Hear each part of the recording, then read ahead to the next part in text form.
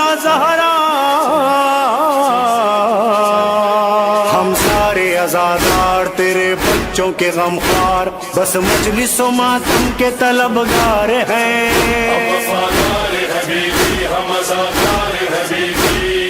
حاضر ہیں یا فاطمہ زہرا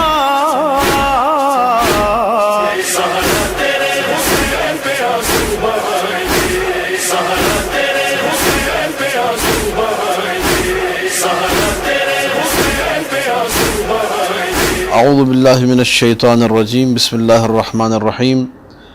الحمد للہ الذی جعلنا من الباکین علی حسین ابن علی علیہ الصلاة والسلام، والصلاة والسلام علی من بکا لولده المظلوم قبل ولادته مع ابنته الزہراء، وصلی اللہ علی آلہ الاطیاب المیامین المظلومین، واللعنة الداعمة علی قتلتهم اجمعین.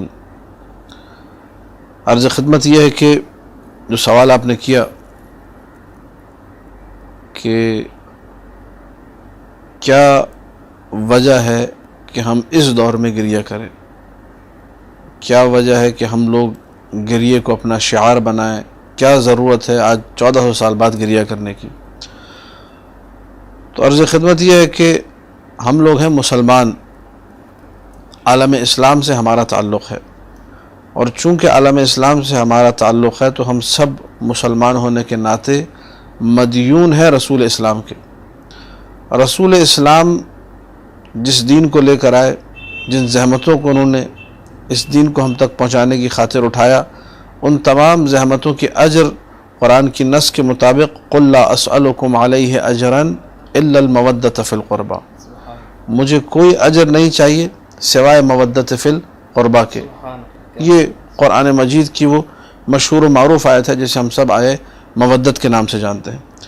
تو اب جب تک کوئی بھی کلمہ پڑھنے والا روئے زمین پر باقی ہے، کوئی بھی اللہ کا نام لیوا، رسول اللہ کا نام لیوا اور اہل بیت علیہ السلام کا نام لیوا روئے زمین پر موجود ہے، تب تک اس کے لیے اسلام کو قبول کرنا، دین اسلام پر عمل پیرا ہونا، اس حوالے سے اپنی اپنی زندگی میں اجر ادا کرنا ہوگا. اور رسول نے کوئی روپیہ پیسہ، کوئی سونا چاندی، کوئی قیمتی جواہرات نہیں مانگے، بلکہ وہ چیز مانگی ہے کہ جس کا نام ہے مودت فی القربہ. میرے اہل بیت سے محبت کرو، میرے اہل بیت سے مودت اختیار کرو. یہ مودت جو ہے اس کے مظاہر میں سے ایک مظہر گریہ ہے. ہمارا گریہ دلیل ہے اس بات کی کہ ہم مودت فی القربہ اپنے وجود میں رکھتے ہیں، ہم اجر رسالت کو ادا کرتے ہیں.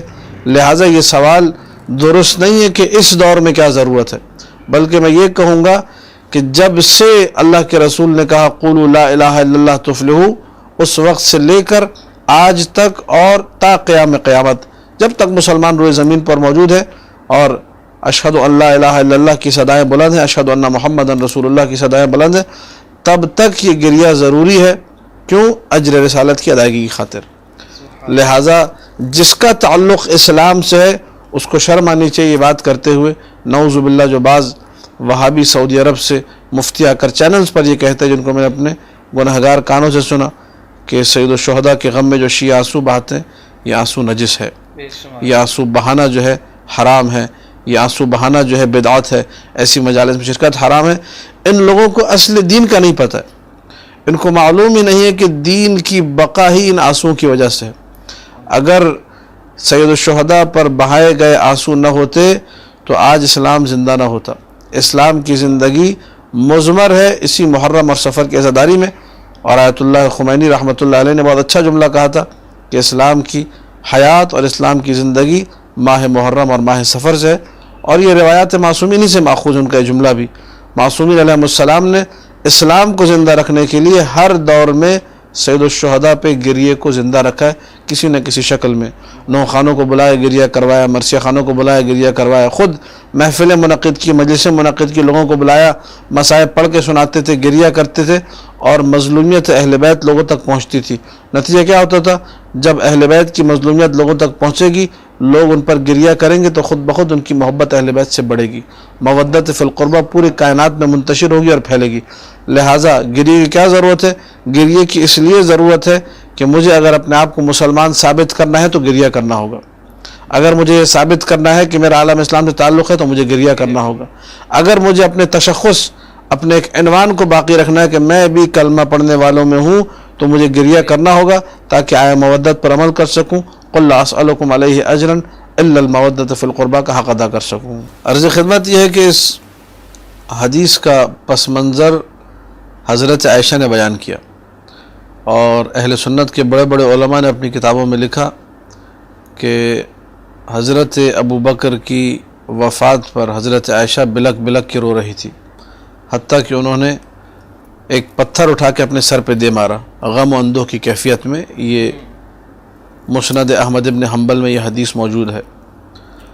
تو ایسے عالم میں خلیفہ دوم کا وہاں سے گزر ہوا اور انہوں نے ڈانٹا حضرت عائشہ کو، اور اس وقت یہ حدیث پڑھی اور کہا کہ میں تمہیں منع کرتا ہوں، بہت انہوں نے سخت جملے کہے، میں اس کلپ میں نہیں کہنا چاہوں گا، اور کہا میں منع کرتا ہوں، یہ گریہ مت کرو۔ اللہ کے رسول نے یہ کہا تھا ان المیت لیعذب ببکاء اہلہ علیہ۔ اس وقت جو ہے حضرت عائشہ نے جواب دیا، خلیفہ دوم کو بھجوایا، کہہ کر جواب بھجوایا کہ آپ کو نہیں معلوم اللہ کے رسول نے یہ جملہ کب کہا تھا؟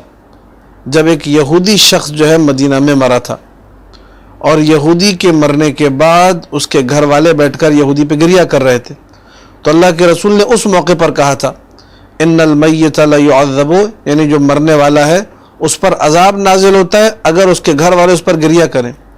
تو اللہ کے رسول نے یہودی کے بارے میں کہا تھا، مسلمانوں کے بارے میں نہیں کہا تھا۔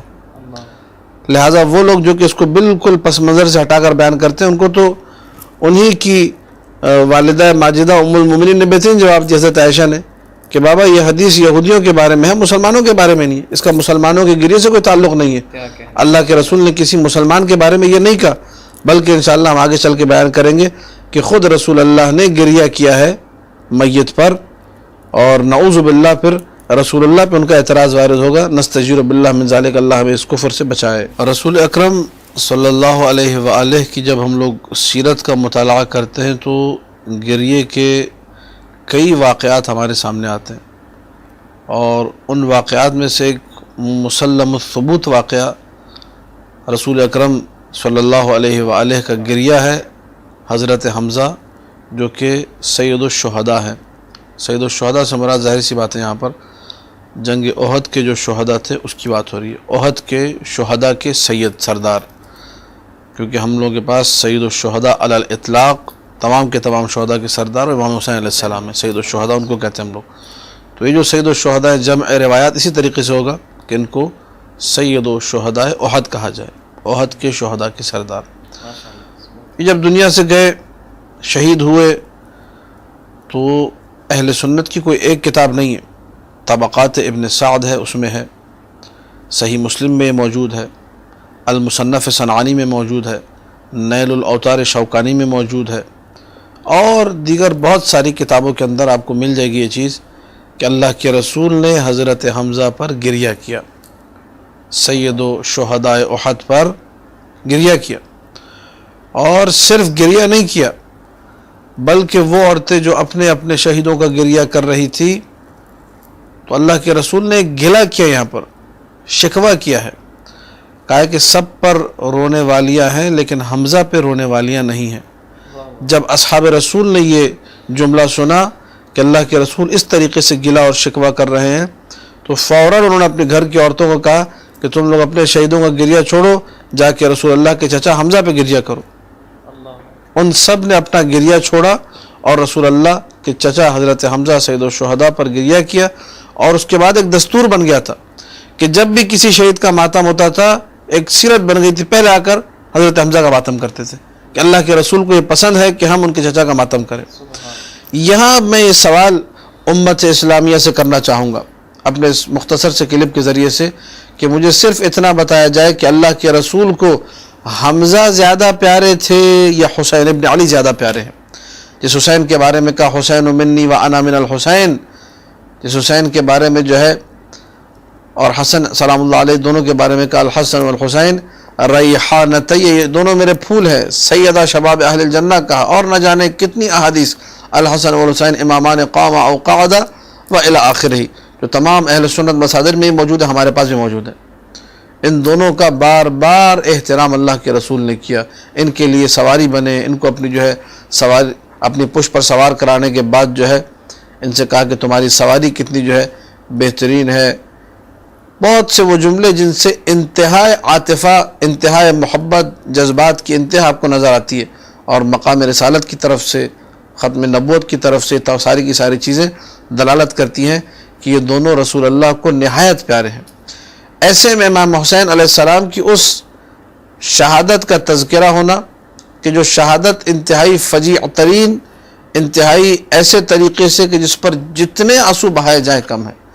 اگر رسول اللہ ہوتے تو وہ رسول کے جس نے حمزہ سید الشہداء کے حوالے سے گلہ اور شکوہ کیا، کیونکہ حمزہ پہ رونے والی نہیں ہے، کیا وہ حسین ابن علی کے حوالے سے گلہ اور شکوہ نہیں کریں گے کہ حسین ابن علی پہ کوئی رونے والا نہیں؟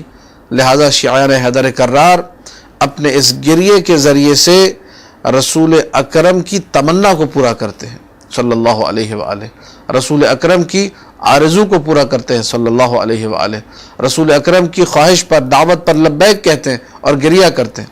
اور کیسے گریہ نہ کرے؟ امام حسین کے دنیا میں آنے سے پہلے، ابھی مولا حسین دنیا میں نہیں آئے تھے، اللہ کے رسول نے جب خبر دی کہ کون بچہ ہے جو دنیا میں آنے والا ہے تو جناب زہرا کے ساتھ گریہ کیا، جناب زہرا نے گریہ کیا، امیر المومنین نے گریہ کیا، خود اللہ کے رسول نے گریہ کیا۔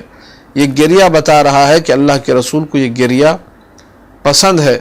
اس کے علاوہ میں ایک مختصر سی یہاں پر حدیث عرض کرنا چاہوں گا، رسول ہی کے واقعات میں، اعمال صدوق ہماری کتابوں میں یہ حدیث موجود ہے کہ ایک دن امیر المومنین نے پوچھا یا رسول اللہ تحب عقیلا، کیا آپ عقیل سے محبت کرتے ہیں؟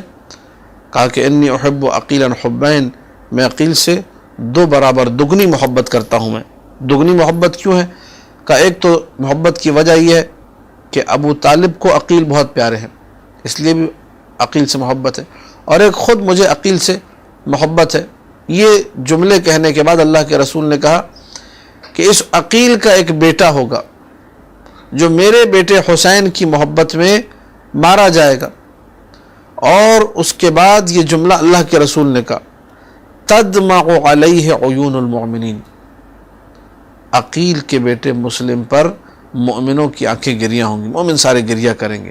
وتصلی علیہ الملائکۃ المقربون، اللہ کے ملائکہ مقربین اس پہ رحمت کی دعا کریں گے عقیل کے بیٹے مسلم کے لیے۔ یہ کہنے کے بعد اللہ کے رسول زار و قطار گریہ کرنے لگے، یہاں تک کہ آنسو بہتے ہوئے پہلے رسول اللہ کے محاسن مبارک داڑھی تک پہنچے، اس کے بعد سینے تک پہنچ گئے۔ پھر رسول نے ایک شکوہ کیا اس مقام پر اور کہا کہ اشکو الی اللہ لما تلقى عترتی من بعدی، میں اللہ کی بارگاہ میں شکوہ کرتا ہوں ان مصائب کا کہ جو میری عطرت کو، جن مصائب کا سامنا کرنا پڑے گا میرے بعد۔ عقیل کے بیٹے مسلم کو اپنی عطرت قرار دیتے ہوئے ابھی عقیل کے بیٹے مسلم پر وہ مظالم آئے نہیں ہیں، وہ مصائب آئے نہیں ہیں، وہ سارے مصائب انہوں نے دیکھے نہیں ہیں، لیکن اللہ کے رسول گریہ کر رہے ہیں۔ جب مسلم ابن عقیل کے لیے اللہ کے رسول گریہ کر رہے ہیں تو کیا حسین کے لیے گریہ نہیں ہے؟ جعفر طیار شہید ہوتے ہیں، اللہ کے رسول نے گریہ کیا۔ حضرت ابراہیم رسول کے بیٹے 1 سال کی عمر یا 14 مہینے کی جو عمر تھی اس میں جب ان کا انتقال ہوتا ہے اللہ کے رسول گریہ کرتے ہیں۔ اصحاب آگے کہتے ہیں آپ گریہ کر رہے ہیں؟ کہا کہ جو ہے گریہ کر رہا ہوں، یہ گریہ رحمت ہے۔ اللہ کے رسول نے اس گریہ کو رحمت کہا۔ اہل سنت کی کتابوں میں یہ حدیث موجود ہے۔ اور اپنے قلب کے محظور ہونے کا ذکر کیا کہ میرا دل جو ہے غمگین ہے، اس میں کوئی بدعت نہیں ہے، اس میں کوئی حرمت نہیں ہے۔ رسول اللہ کی سیرت سے جو اہل سنت کی کتابوں میں ہے گریہ مکمل طور پہ ثابت ہے، اور بہت ساری چیزیں ہیں جو اس مختصر سے کلپ میں بیان نہیں ہو سکتی، لیکن آخر میں اتنا ضرور کہنا چاہوں گا کہ خوش نصیب ہیں وہ لوگ جو آنسو بہا کر سید الشہداء کا پرسہ پیش کرتے ہیں بارگاہ رسالت میں اور بارگاہ فاطمہ سلام اللہ علیہا میں، اور اپنے آپ کو شریک غم قرار دیتے ہیں۔ حقیقت میں یہ لوگ امام زمانہ کے مددگار ہیں، امام زمانہ کی مدد کرنے والے ہیں۔ پردہ غیبت میں بیٹھ کر آخری وارث اس طریقے سے گریہ کنا ہے، یہ لوگ بھی گریہ کر کے اس بات کا ثبوت دیتے ہیں کہ ہم لوگ حسینی ہیں، ہم لوگ عزادار حسین ابن علی ہیں۔ السلام علیکم ورحمۃ اللہ وبرکاتہ۔